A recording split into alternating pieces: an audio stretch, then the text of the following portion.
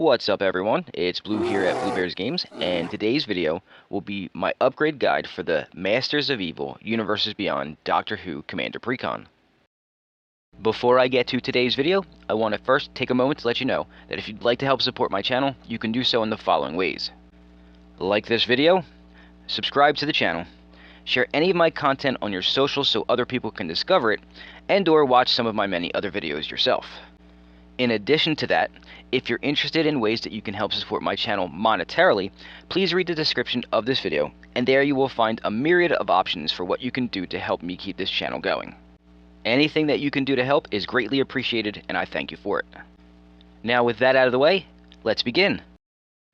As is always the case when I do these guides, I will show you the cards that I would recommend removing first, and then I'll show you the ones that I would add back in to help make this deck play a little better.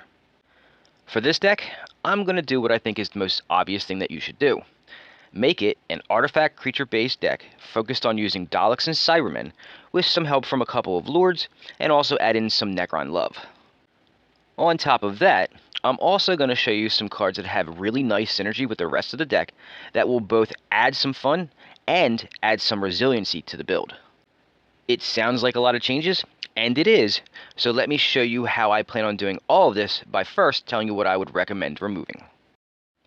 I would remove Exotic Orchard, Shadow Blood Bridge, Darkwater Catacombs, Temple of the False God, Talisman of Dominance, Talisman of Indulgence, Time Reaper, Renegade Silent, Vizlor Turloff, the Master Formed Anew, the Master Mesmerist, the Master Multiplied, the Beast Deathless Prince, the Rani, Razalon the War President, Sontaran General, Great Intelligence Plan, Don't Blink, Hunted by the Family, Ensnared by the Mars, the Toymaker's Trap, the Sound of Drums, Day of the Moon, Midnight Crusader Shuttle, and lastly, Cybership.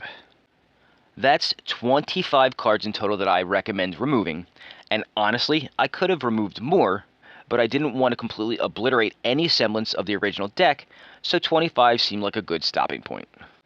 The idea for these removals was to eliminate as much of the small outlier sub-themes as possible, and I did that as much as I could.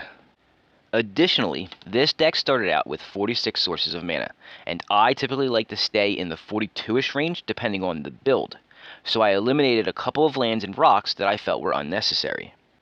Especially since the land base covered mana fixing pretty well for a precon. Now we get to the fun part. I recommended 25 cards to remove, so now I'm going to show you the 25 cards that I would add back in that I believe will make this deck way more fun and better overall. I'll start by showing you two lands that are quite important to the new direction. First up is Rogue's Passage.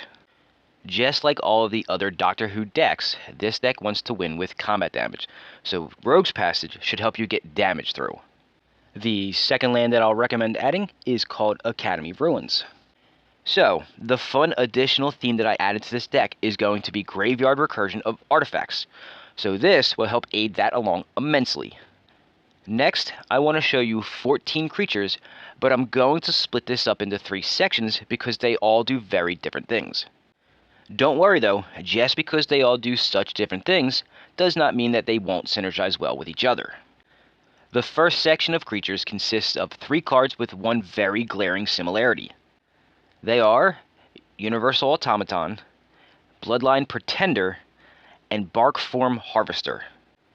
As you can see, all 3 of them have Changeling, which means that they are all creature types in all zones all of the time. This includes Dalek and Cyberman, and will count for things like Dalek Emperor or Exterminate. The latter 2 also have added abilities attached to them that are relevant to the other strategies that are being deployed here. The second section of creatures consists of 6 cards that all help advance the combat strategy of the build by being quote-unquote lords for artifact creatures. The first card I'm going to show you is called Chief of the Foundry.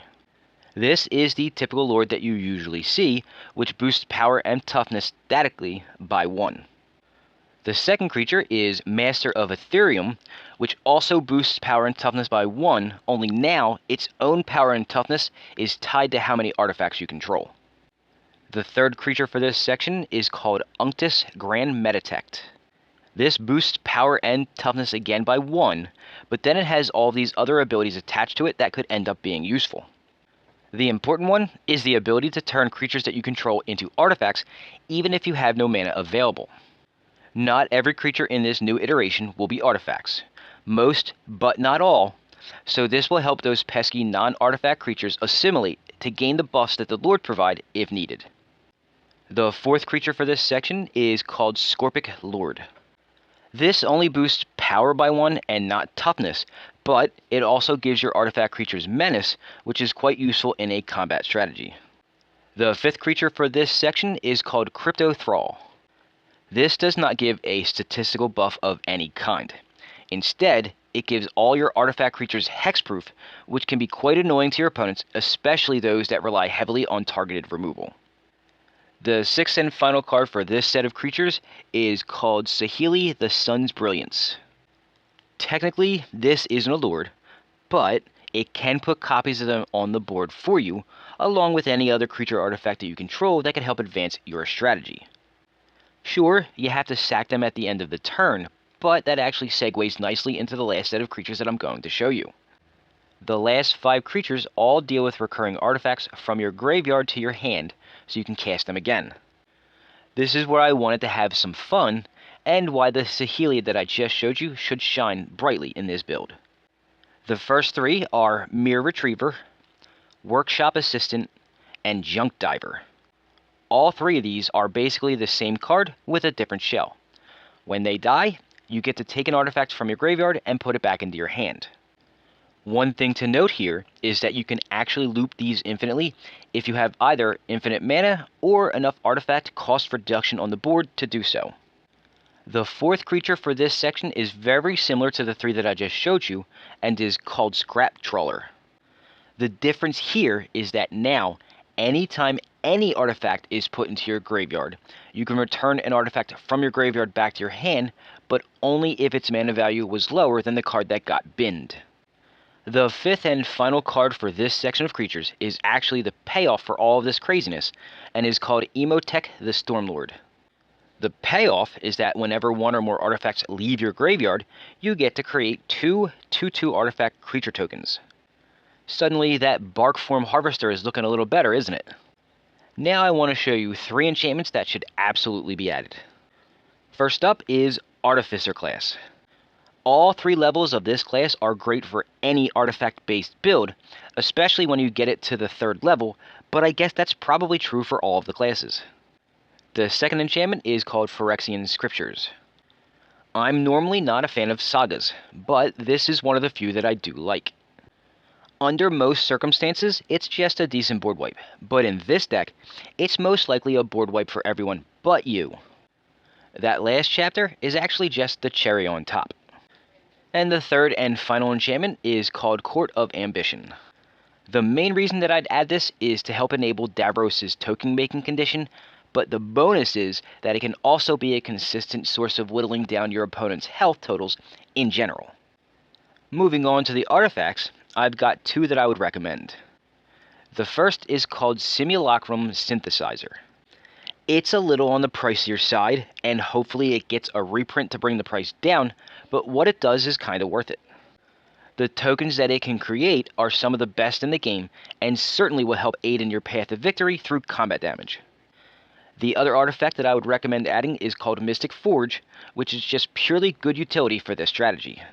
I've said it in the past that I'm a big fan of being able to cast stuff off the top of your library, because it's almost like having an additional card in your hand, with the added bonus of gaining access to more cards as you cast more spells, so of course I would recommend this. And finally, the last card that I'll show you before going over a combo is a Planeswalker called Saheeli Filigree Master. This version of Saheeli can allow you to draw cards, create flying artifact creature tokens, and give you an unremovable emblem that's both a buff and a cost reducer for most of the other cards in the deck. Basically, it does everything that you could want for not a lot of mana. As far as a combo goes for this deck, I would recommend the following one. Grand Architect paired with Pili-Pala to create infinite mana in any combination of colors that you'd like.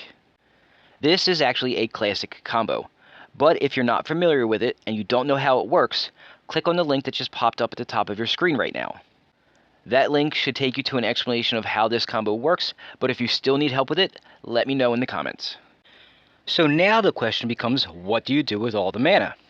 I like coming up with ways that relate in some way to the rest of the deck, so I'll show you what I would do that's funny but actually works. Simply add a card called Memnarch. With Memnarch, you can either turn all of your own stuff into artifacts, which is relevant outside of the combo, or you can steal all of your opponent's permanents, including their lands, which will probably make them rage quit. If for some unknown reason they don't concede immediately after that, then they literally have nothing that they can do, so either way, you're sure to win. And there you have it, folks, my upgrade guide for the Masters of Evil Universes Beyond Doctor Who Commander Precon. While everything that I just showed you might not make this Precon a top tier deck, it will help make it better overall and a hell of a lot more fun to play. This was the Precon that I was most excited to unbox and upgrade, and while it has a lot of stuff in it that I like, it wasn't what I was expecting out of the box.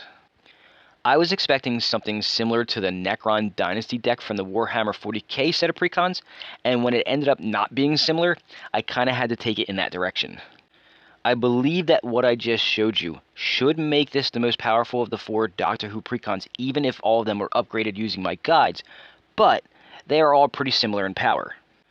If you were to play in a pot of just all 4 of the Doctor Who Precons, there wouldn't be one that's just absurdly better than the others. Basically, no matter which one of these Precons that you choose to play, you're definitely in for a good time, just don't expect to win all the time. Well folks, that's all I've got for you today. Thanks for watching, and if you're looking for more stuff to watch, please browse my playlists, as I'm sure you'll find more of my videos that you'll enjoy. Before you go, don't forget to smash that like button and subscribe to the channel so you can be notified every Friday when I release new content. Have a nice day, and I hope to see you real soon.